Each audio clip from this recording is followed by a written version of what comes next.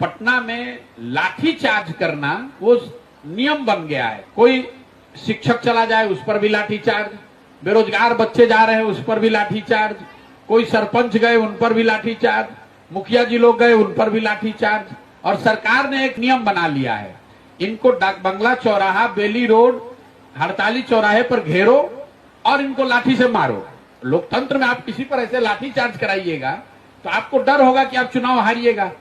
नीतीश कुमार और ज्यादातर बिहार के नेताओं में वो डर खत्म हो गया। लोगों को मालूम है कि जो आदमी लाठी खाकर आया है डाक बंगला चौराहा से, वही आदमी कल जात के नाम पर फिर उसी दल को वोट करेगा जिसने की लाठी से उसको मारा है। इसीलिए लाठी चार्ज हो रहा है। और ये अगर हम लोग को मौका मिला, जनसुराज को मौका मिला, शराबबंदी 1 घंटा के अंदर हम बंद कर देंगे। क्योंकि शराबबंदी से किसी समाज, किसी राज्य, किसी देश ने अपना विकास किया हो शराबबंदी के जरिए, इसका कोई प्रमाण कहीं दुनिया में है नहीं। तो ना इसका कोई प्रमाण है साइंटिफिक, ना इसका कोई गांधी जी जैसे बड़े लोगों का कहा गया मोरल आधार है, ना आप इसको लागू कर पा रहे हैं।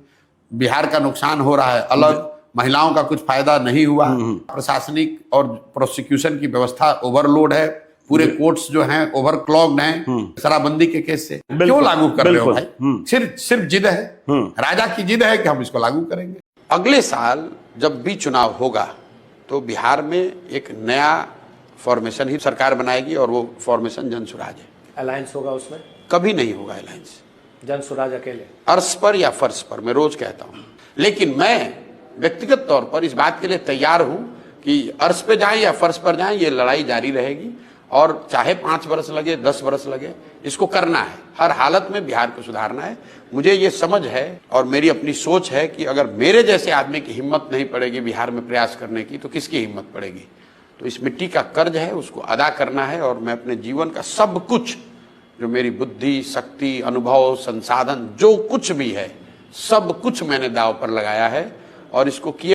राजनीति के तौर पर जो लोग यहाँ पर दावा कर रहे हैं कि हम बहुत बड़े हैं, मजबूत हैं, हमारा ही बिहार है, हमारे बाप दादाओं का बिहार है, उनको बता रहे हैं कि ये राजतंत्र नहीं है कि तुम्हारे बाबूजी का बिहार था अब तुम्हारा होगा, उसके बाद तुम्हारे बेटे का होगा। बिहार उसका होगा जिसको बिहार की जनता चुनेगी, जो बिहार की जनता के लिए कुछ पुरुषार्थ करे, पराक्रम करे, अपना जीवन खपाए। ये आपके बाबूजी का राजतंत्र नहीं है कि आप नॉमिनेट कीजिएगा और आप यहाँ के राजा बन जाइएगा और पूरे बिहार के लोग आपकी सरपरस्ती में जिएंगे। ये बिहार के लोगों की जमीन है।